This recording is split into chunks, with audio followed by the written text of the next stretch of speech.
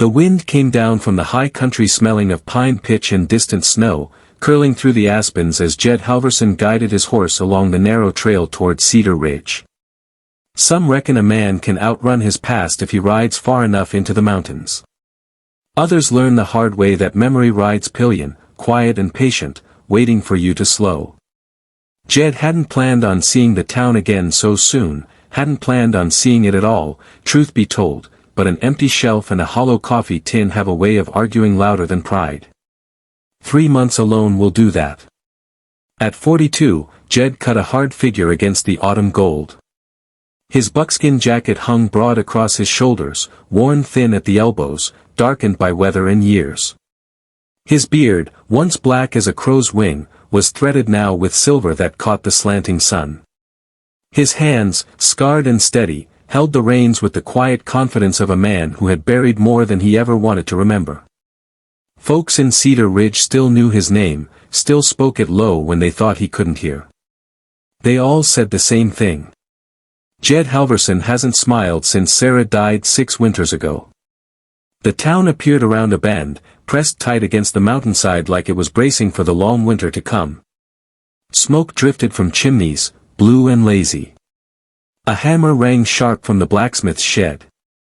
The air carried horses, whiskey, wood smoke, and something sour beneath it all. Jed pulled his hat lower, urging his horse on. He meant to buy what he needed, keep his head down, and be gone before dusk. But as he reached the main street, a sound cut through the ordinary noise of town life. Laughter. Not the easy kind. The kind with an edge to it. A crowd had gathered near the square, mostly men, their voices rising and falling with a cruel excitement. Jed almost rode past. Almost. His horse slowed anyway, ears flicking back, as if it sensed what Jed didn't want to face. "Come on now, gentlemen," a voice rang out from above the crowd. "Surely one of you fine men could use a woman about the house. Strong as an ox, eats less than one." Jed recognized the voice before he saw the man. Howard Briggs stood on a rough wooden platform, his grin sharp and hungry, the grin of a man who'd never missed a chance to profit from another's misery. Beside him stood a woman, or what passed for one at a distance. A coarse grain sack covered her head, tied tight at the neck. Her hands were bound in front of her with rope, knuckles raw and red. "She ain't much to look at," Briggs went on, his laugh slicing through the air. "But she'll work. A man could do worse, long as he don't mind her keeping quiet." Some men chuckled. Others shifted their feet, eyes dropping. A few women on the edge of the crowd drew their shawls close and hurried away. "What's her story?" someone called. Briggs spat a stream of tobacco juice into the dirt. "Let's just say her first arrangement didn't pan out. Former suitor decided she weren't worth the trouble. Too wild. Too peculiar. One man's trash, gentlemen." The words landed heavy. Jed felt his jaw tighten. The woman on the platform didn't shrink. If anything, her shoulders squared, her chin lifted beneath the sack. That small, stubborn motion hit Jed harder than the cold ever could. $5, a voice called, mocking. "5? Briggs barked. "You insult me. She'll work dawn to dusk. Worth 10 times that." "Then why the sack?" another man challenged. "If she's such a prize, let's see her face." "Terms of sale," Briggs snapped quickly. "Previous owner's insistence. Says it's better this way. Trust me, you're not buying her looks." Laughter rippled again, thin and ugly. Something burned in Jed's chest. Anger, pity, something else he didn't bother naming. He'd seen horses sold, cattle traded, dogs passed hand to hand. He'd never seen a human soul handled like this. $3, someone muttered. Damaged goods. The woman's bound hands clenched. Briggs's grin faltered for half a heartbeat. Now. She's a Christian woman. Knows her letters. Can cook, keep house. "This ain't right, Briggs," came a deep voice from the crowd. "Samuel Morrison, the blacksmith. You can't sell people." Briggs sneered. "Right and wrong ain't my concern. I'm handling a legal matter." He waved a folded paper in the air. "Any serious offers before I take her to the next town?" The laughter died. Uneasy murmurs took its place. The woman swayed slightly, exhaustion creeping through her stance. Jed wondered how long she'd been standing there, on display like livestock. "Going once," Briggs called. "Going twice, $10. The words were out of Jed's mouth before he could stop them. The crowd turned, startled. The mountain man. The ghost who never spoke. The widower who lived alone and wanted nothing to do with anyone. Briggs's grin snapped back into place. $10 to Mr. Halverson. Do I hear 15? Silence. Sold, Briggs crowed. To the mountain hermit himself. Laughter broke out again, but Jed didn't hear it. He swung down from his horse, pulled a worn wallet from his coat, and climbed the steps. Up close, he saw how tall she was, nearly his own height. The sack hit her face, but not her bearing. Whatever she'd been through, she wasn't broken. "The papers," Jed said quietly. Briggs handed them over, greed shining in his eyes. "She's all yours. Best keep that sack on till you're clear of town. Trust me." Jed ignored him. He turned to the woman. "Ma'am," he said, his voice rough from disuse. "Can you ride?" A small nod beneath the sack. "My horse is there. We'll be leaving." He reached to guide her, but she drew back, lifting her bound wrists instead. Jed cut the rope, noting the raw skin beneath, then led her through the parted crowd. He helped her mount, then swung up behind her, his arms steady around her as he took the reins. She sat stiff, but didn't protest. As they rode out of Cedar Ridge, Briggs's voice chased them. "No returns, Halverson." The words vanished into the mountain wind. For a long while, neither spoke. Pines closed in around the trail, hooves muffled by needles. At last her voice came, muffled but clear. "Why?" Jed thought before answering. "Didn't seem right. Nobody deserves that." Silence again. Then, softly, "You don't know what you've bought." "Didn't buy anything," he said. "Just paid to get you away." Another pause. "Thank you." The sun slid behind the peaks, turning the world silver. A wolf howled far below. The woman didn't flinch. If anything, she breathed easier, as if the wilderness offered more mercy than town streets ever could. When the moon rose over the ridgeline, Jed's cabin came into view, a squat shape among the trees, smoke curling faint from its chimney. He dismounted and helped her down. She stood still, breath clouding the air, waiting. Inside, Jed lit the kerosene lamp. Warm light spread across the small room, the bed, the table, the shelves neat and spare. "You can sit," he said. "I'll get the fire going." She did, movements careful. He poured water and set it near her. "You must be thirsty." She hesitated. "The sack," she murmured. "I'll take it off," Jed said gently. "If you're willing." A pause. Then a nod. He loosened the twine and lifted the sack away. The lamplight revealed her face slowly. Strong jaw. High cheekbones. A scar from temple to cheek. Hair cut rough, dark auburn streaked with silver. But it was her eyes that stopped him. One deep brown, the other pale green. Defiant. Unforgettable. Jed's breath caught, but he only said, "Water's fresh. From the spring." Something flickered across her face. Surprise, maybe. "Are you hungry?" "I don't want to be trouble." "No trouble. I need to eat anyway." He warmed the stew, herbs filling the room. "My name's Mara," she said after a long silence. Just Mara. Jed Halverson. She studied him. Alone up here. 6 years. Her gaze dropped to the fire. And now you have me. What am I to you? Jed turned to face her. A guest who needed help. Nothing more. If you want to leave in the morning, I'll take you. She searched his face. Why? He shrugged. Money's just money. Wrong is wrong. Her eyes softened. You take the bed, he said. I'll sleep by the fire. I couldn't. You will. She hesitated, then nodded. The man I ran from will come. Let him, Jed said evenly. This is my land. Mara smiled faintly. It's been a long time since kindness didn't cost me.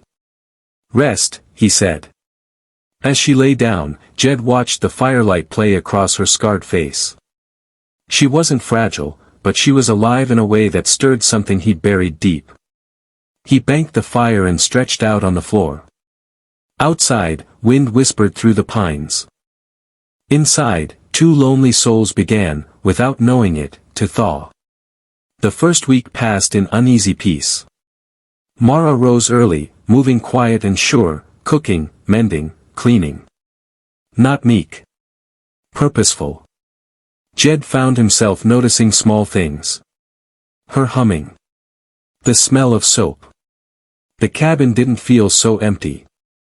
On the 8th night, snow falling soft outside, she finally spoke of her past.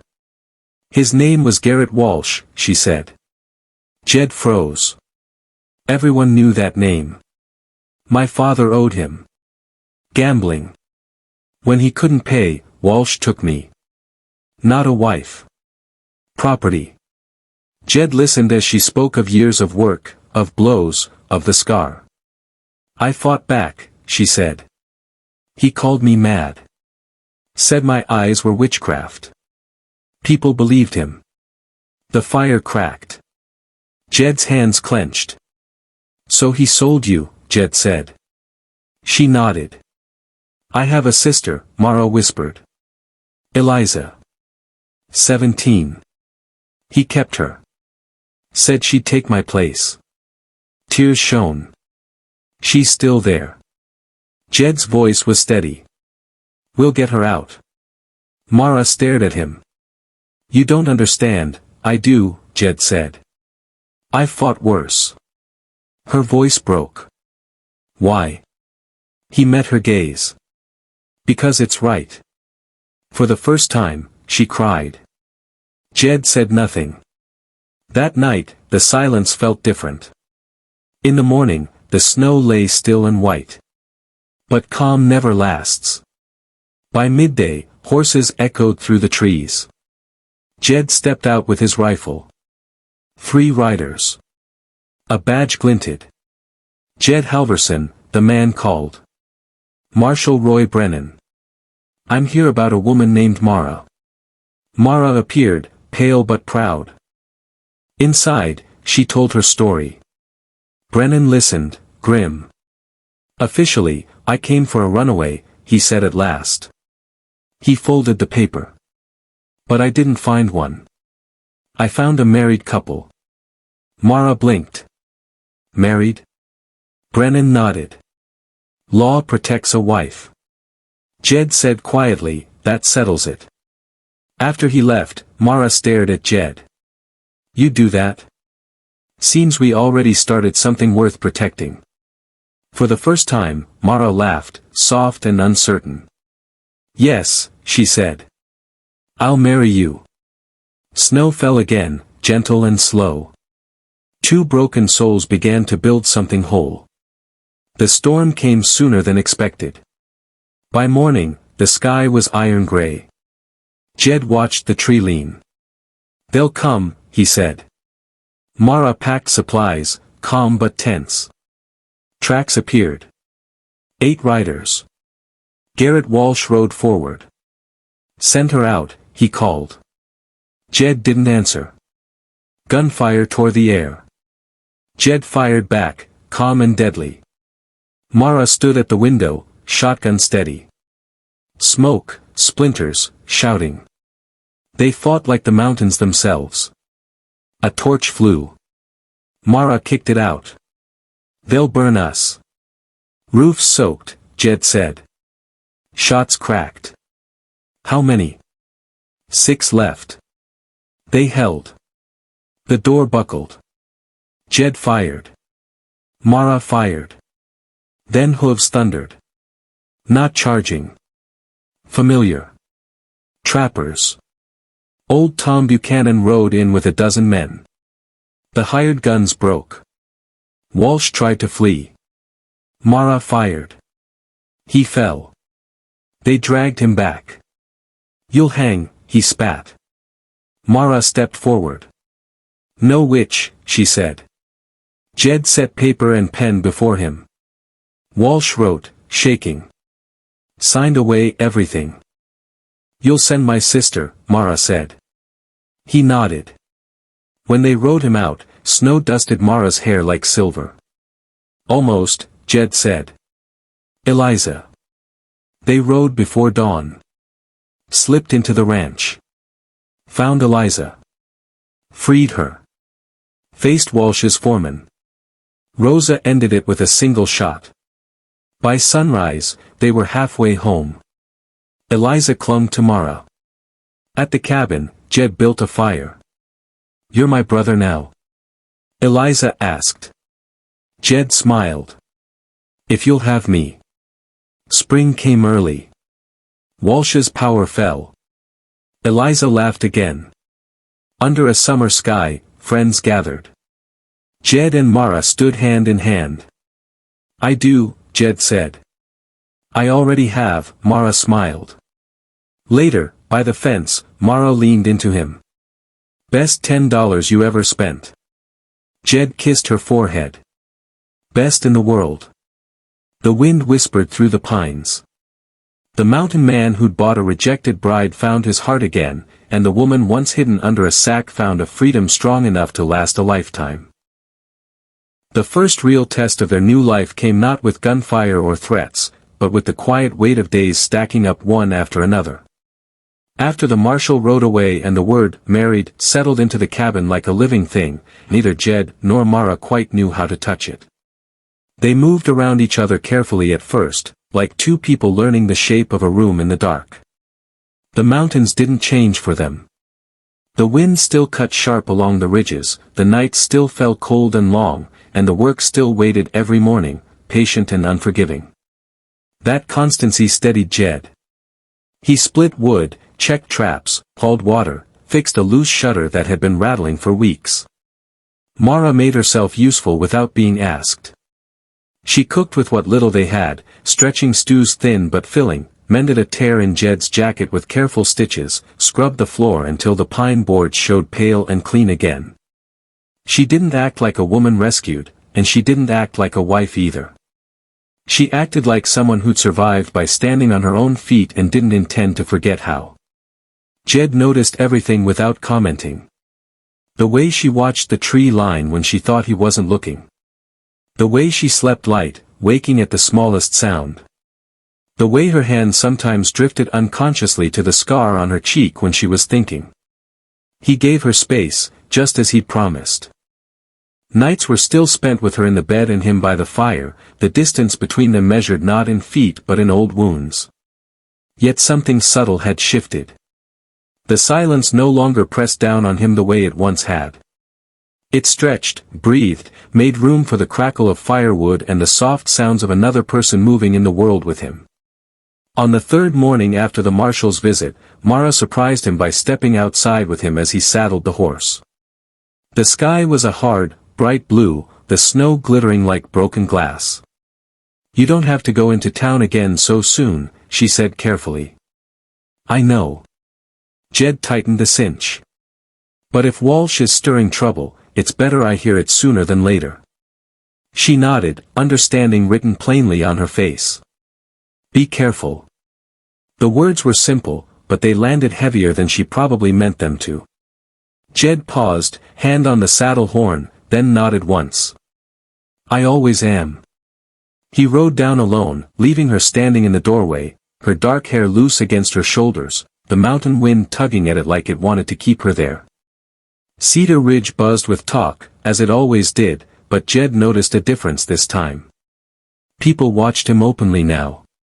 Some with curiosity, some with respect, some with unease. News traveled fast, especially news involving men like Garrett Walsh. Jed stopped at the mercantile, bought flour, salt, coffee, and a length of cloth he thought Mara might like. He didn't ask himself why. He just paid and tucked it into his saddlebag. At the blacksmith's, Samuel Morrison met his eyes and nodded, a flicker of approval there. Heard about Walsh, Morrison said quietly. Long time coming. Jed shrugged.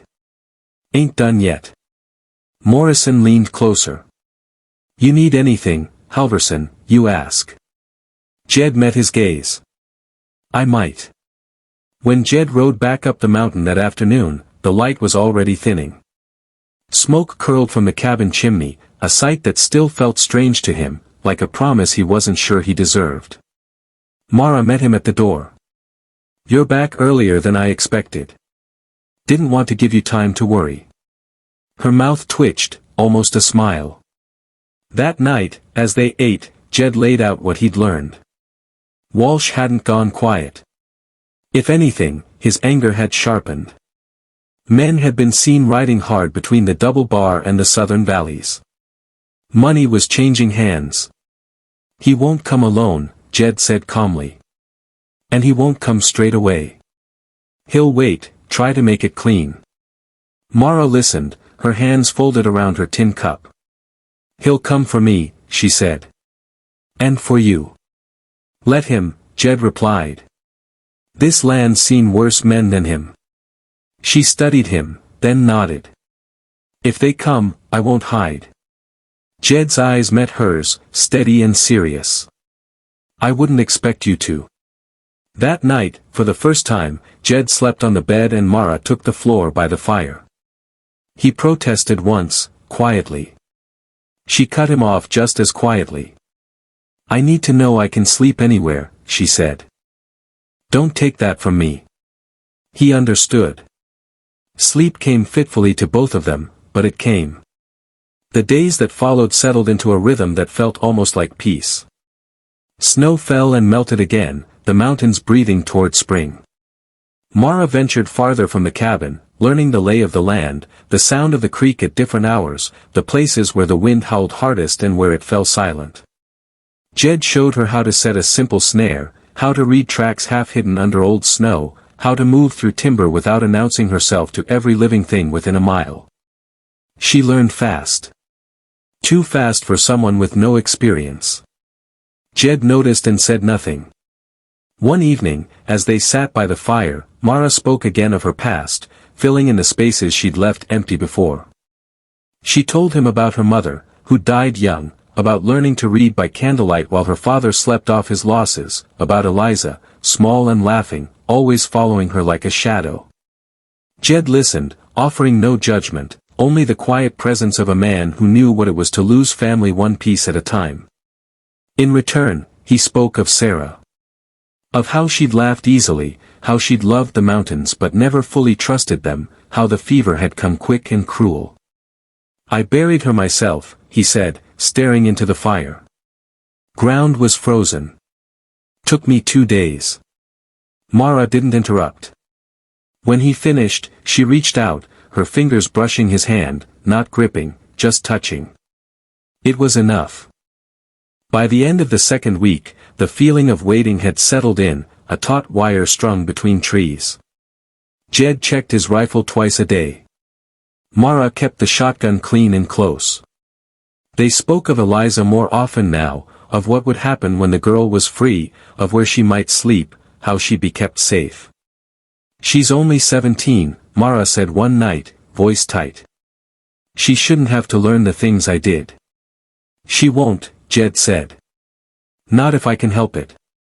The storm that finally broke the waiting came in the early hours of the morning, announced not by gunfire but by the sudden, unnatural silence of the woods. Jed woke at once, years of habit snapping him alert. Mara was already sitting up, shotgun in her hands. "You feel it?" she whispered. Jed nodded. "They're close." Dawn crept in slow and gray, the sky heavy with the promise of more snow. Jed stepped outside, breath clouding, and studied the ground. Tracks cut the clearing, fresh and deliberate. Too many to count at a glance. He went back inside. "Get ready," he said simply. Mara was already packing a small sack. "We hold here." "We hold," Jed agreed. "But we stay smart." They moved with practiced efficiency. Furniture shifted to reinforce the door. Shutters were barred. Ammunition laid out where it could be reached without looking. When the first rider appeared at the edge of the clearing, Jed felt a familiar calm settle over him.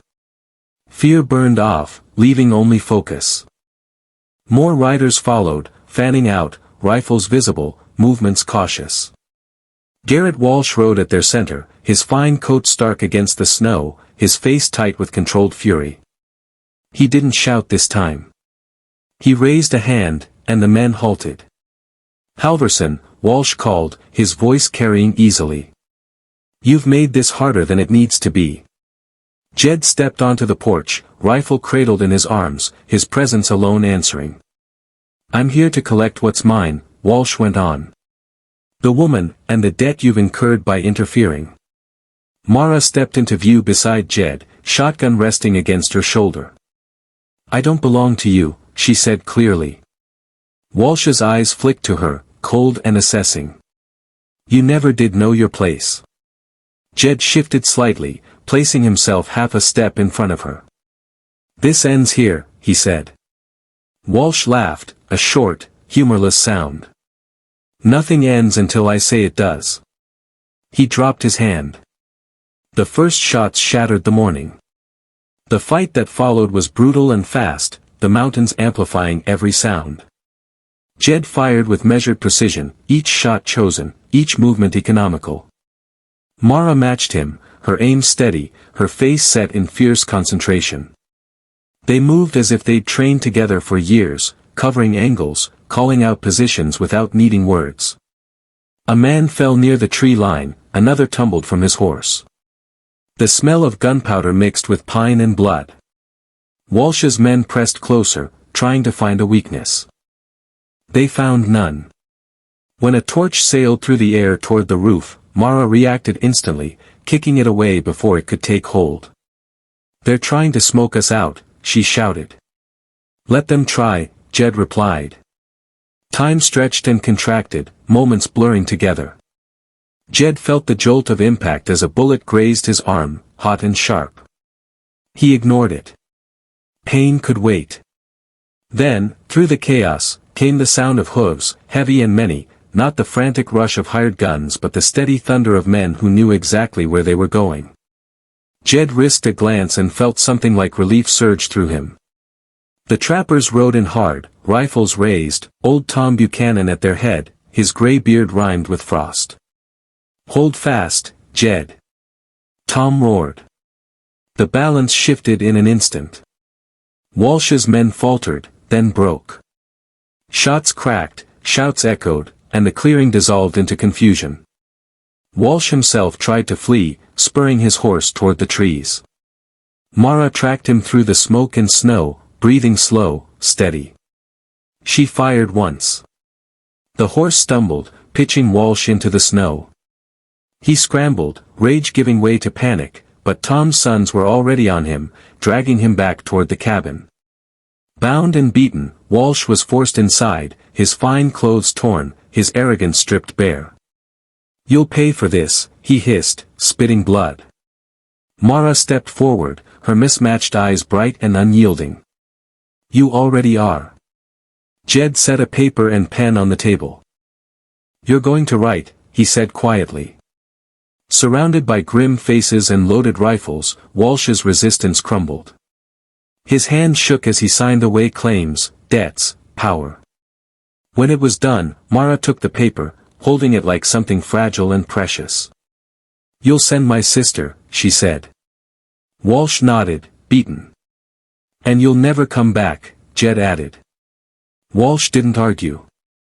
When he was hauled away, the clearing fell silent again, broken only by the wind and the labored breathing of men coming down from the edge of violence. Tom clapped Jed on the shoulder. You called us, he said. We came. Jed nodded, gratitude thick in his chest. After the trappers rode off with their prisoner, Mara stood in the snow, clutching the paper that promised Eliza's freedom. Her shoulders sagged, the fight draining out of her all at once. Jed stepped beside her. It's almost done, he said. She looked at him, eyes shining. Almost. They didn't wait for morning. Before dawn, they saddled the horses, leaving the cabin in Tom's care. The ride to the double bar was long and cold, the world muted under a blanket of snow. Neither spoke much. There was nothing left to say that mattered. When they reached the valley, Mara pointed toward a dark shape among the trees. There, she whispered. They moved like ghosts, slipping past half-abandoned buildings, avoiding the few guards left behind. Inside the house, the air was stale, heavy with old fear. Upstairs, a small light glowed behind a door. Mara's hand trembled as she reached for the latch. Eliza, she breathed. The door opened, and a thin, pale girl stared back at her, disbelief freezing her features. Mara.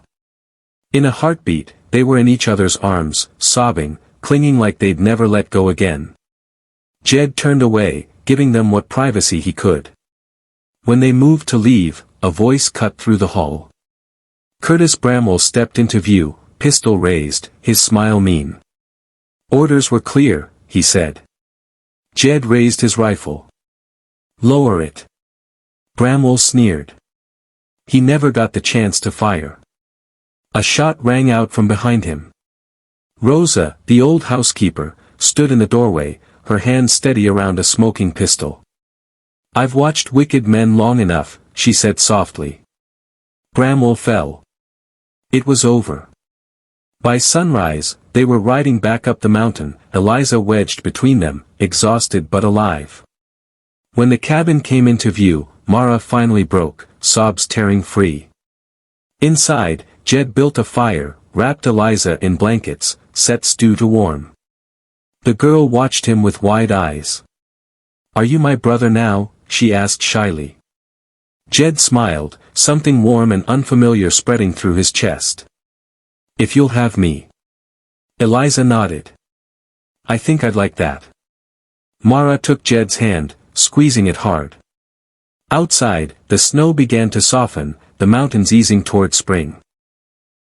Spring did not arrive all at once in the high country. It crept in the way healing often does, uneven and uncertain, touching one place while leaving another cold. Snow still clung stubbornly to the shaded slopes, but the creek ran freer now, its voice louder, more confident. Inside the cabin, life rearranged itself around a third presence. Eliza slept hard at first, the kind of sleep born of exhaustion rather than peace, waking with sharp breaths and wide eyes until Mara soothed her back to rest.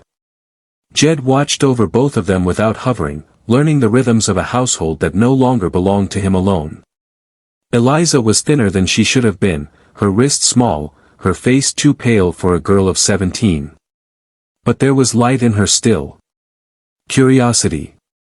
Resilience.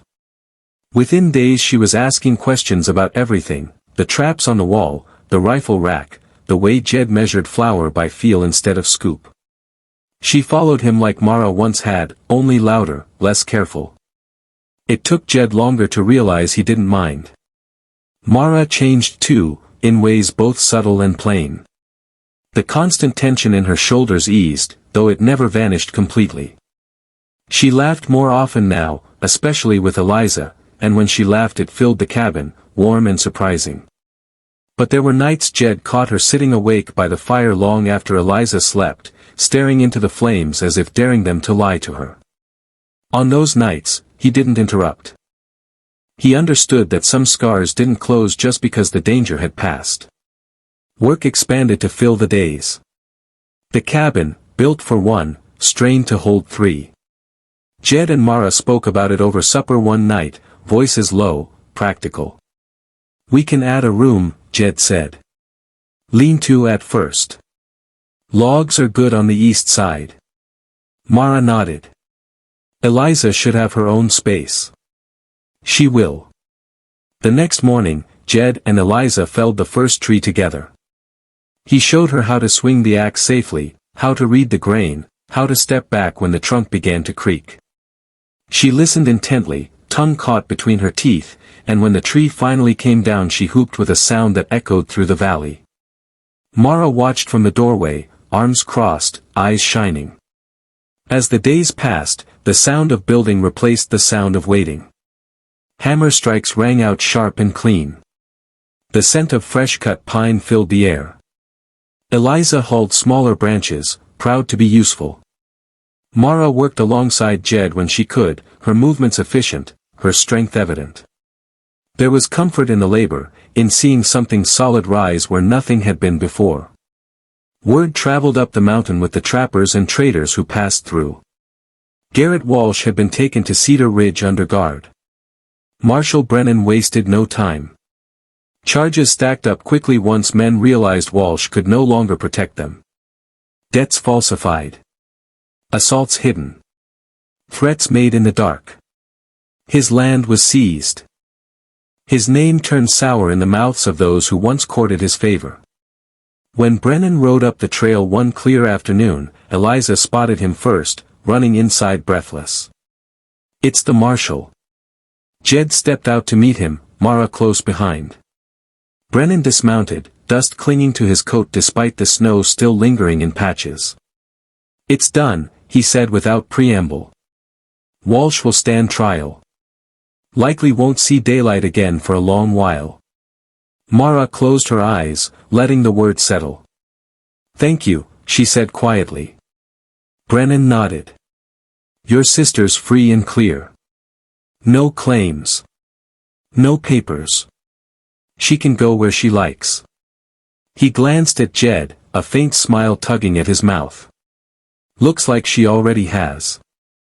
After he left, the three of them sat together on the rough bench Jed had built outside, the mountain stretched wide before them.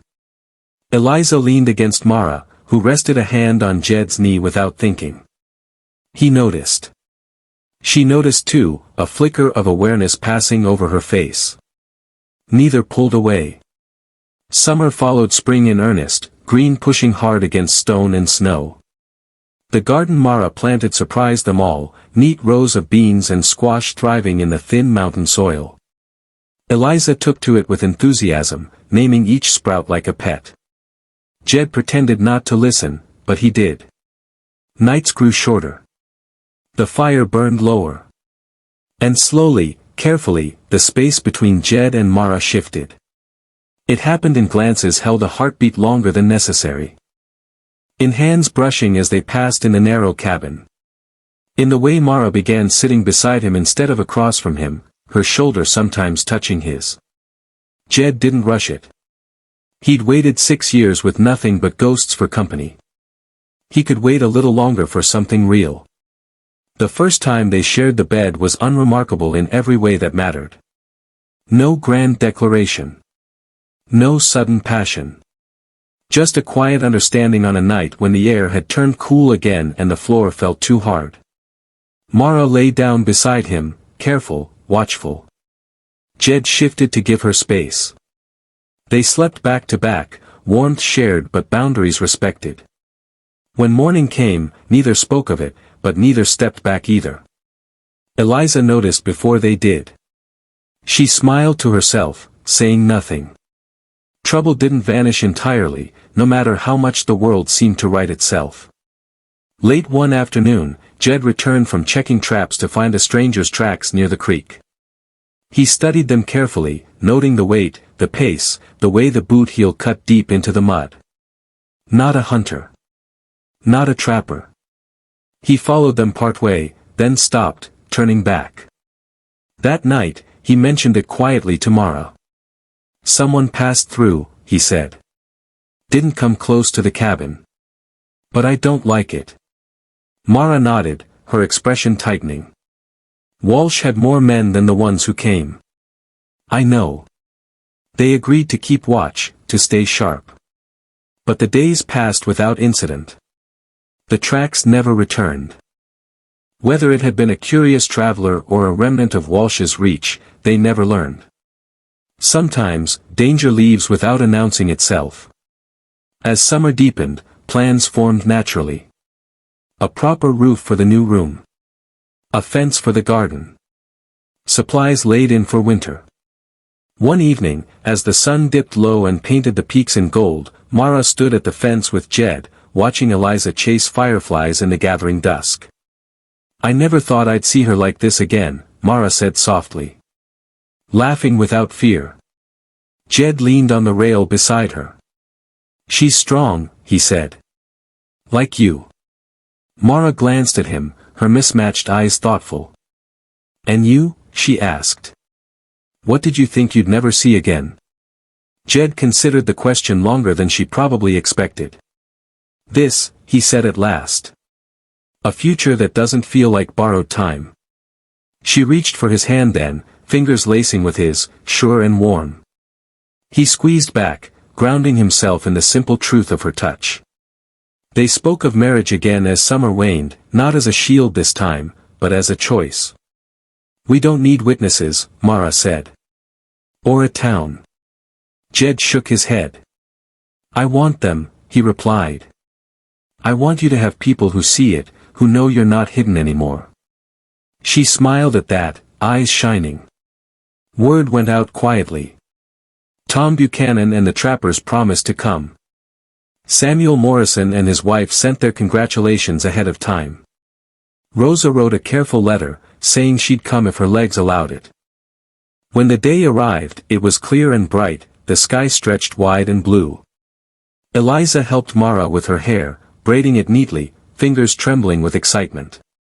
Jed stood outside, hat in his hands, feeling more nervous than he ever had facing a rifle. When Mara stepped into the light, simple dress clean and well-mended, scar visible and unhidden, something in his chest loosened that he hadn't known was still bound. They stood together in the yard, mountains bearing witness, friends gathered close. Pastor William spoke the words with a steady voice, but it was the look in Mara's eyes when she said yes that Jed carried with him afterward. Not gratitude. Not relief. Choice. Afterward, laughter filled the clearing. Food was shared. Stories told. Eliza danced with anyone who'd let her. As the sun dipped low, Jed and Mara slipped away to the fence again, the world turning gold around them. I thought the day you bought me was the worst of my life, Mara said quietly. Jed smiled. Life's got a way of hiding its best turns in the darkest places. She leaned into him, resting her head against his shoulder. Best $10 you ever spent. He kissed her hair, breathing in the scent of pine and soap and something that was simply her. Best in the world. The wind moved through the trees, carrying laughter from the cabin, carrying the sound of a family finally at peace. Time did not stop after the vows were spoken, and the mountains did not soften simply because two people had found their way back to each other. What changed was quieter than that, deeper. The days following the wedding settled into a steadier rhythm than any Jed could remember. The cabin, once a place of silence and ghosts, now carried the sounds of three lives moving forward together. Eliza took to her new room with a fierce pride, hanging a small pressed flower bundle by the window and insisting on keeping the space tidy, as if order itself might keep the past from sneaking back in. Mara watched her with a careful joy, never too far away, never smothering, learning how to be a sister again without fear tightening her chest. Jed found himself waking before dawn not out of habit or vigilance, but because the day felt like something worth meeting. Summer stretched long and generous. The garden flourished beyond expectation, beans climbing their poles, squash leaves broad and healthy. Mara's hands knew the soil instinctively, and Eliza followed her lead, laughing when dirt streaked her cheeks. Jed added a proper roof to the new room and reinforced the cabin walls where old gunfire scars still marked the logs, not because he expected trouble, but because he wanted the place to stand long after he was gone. The work was hard, honest, and shared, And in the evenings they ate together at the small table, lantern light warming the walls as stories flowed more easily now. Sometimes Eliza talked herself into sleep, recounting dreams of places she wanted to see someday. Sometimes Mara spoke softly of plans, of trading trips to town, of maybe keeping chickens come spring. Jed listened, absorbing the future being built in front of him piece by piece. Love, he learned, was not a sudden blaze. It was a fire tended daily, steady and deliberate. When autumn returned, it did so gently, leaves turning gold again, a full circle Jed noticed with quiet awe. On the first cold night, Mara reached for his hand without thinking as they sat by the fire. He didn't comment. He simply laced his fingers through hers, grounding both of them in the present. They talked then, really talked, about the scars they carried, the ones that would never fully fade. Jed spoke of the guilt that still rose unbidden, of the nights he'd wake reaching for Sarah before remembering she was gone. Mara listened without jealousy, without fear, understanding that love did not erase the past but made room for it. She spoke of the anger that still simmered at times, of the moments when she braced for cruelty that never came. Jed held her through those confessions, steady as stone. Winter arrived early that year, snow laying thick and deep across the mountain. They were ready. Wood stacked high. Supplies ample. The cabin stood warm against the cold, smoke curling faithfully from the chimney. Trappers stopped by occasionally, welcomed with food and stories, news exchanged by firelight. Word from Cedar Ridge confirmed what they already felt in their bones. Walsh's trial had ended in conviction. His wealth scattered, his name stripped of power. Men who once hid behind him found themselves exposed. The town itself seemed lighter for it. Eliza grew stronger with each passing month, color returning to her cheeks, laughter easier now. She learned to ride confidently, Jed teaching her patiently, Mara watching with a mix of pride and protective instinct. Sometimes Eliza would glance back at them riding together and grin, as if reassured by the sight of them side by side. When spring returned again, it felt earned. Snowmelt swelled the creek, birds returned to the pines, and the mountain breathed out a long-held sigh. On one clear morning, as sunlight spilled across the clearing, Jed stood with Mara and Eliza, watching the world wake. "I used to think this place was the end of the road," Jed said quietly. Mara leaned into him. "Turns out it was the beginning." Eliza laughed, skipping ahead, her voice ringing bright and free.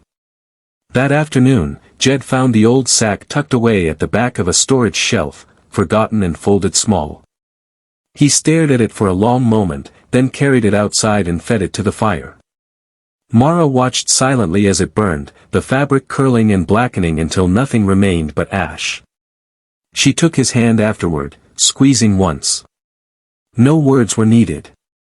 Years later, people would tell stories about the mountain man who bought a woman no one wanted and found his heart again. They'd talk about the fierce-eyed woman who refused to kneel and the sister she saved. Some would turn it into legend, smoothing the edges, adding flourishes. But the truth lived quieter than any tale. It lived in the mornings when Jed split wood while Mara brewed coffee and Eliza sang off-key. It lived in the evenings when the fire burned low and the wind whispered through the pines, carrying the scent of wildflowers and wood smoke. It lived in the knowledge that freedom was not given once and kept forever, but chosen again every day. And so the mountain held them, as it always had, not as a place of exile or escape, but as home.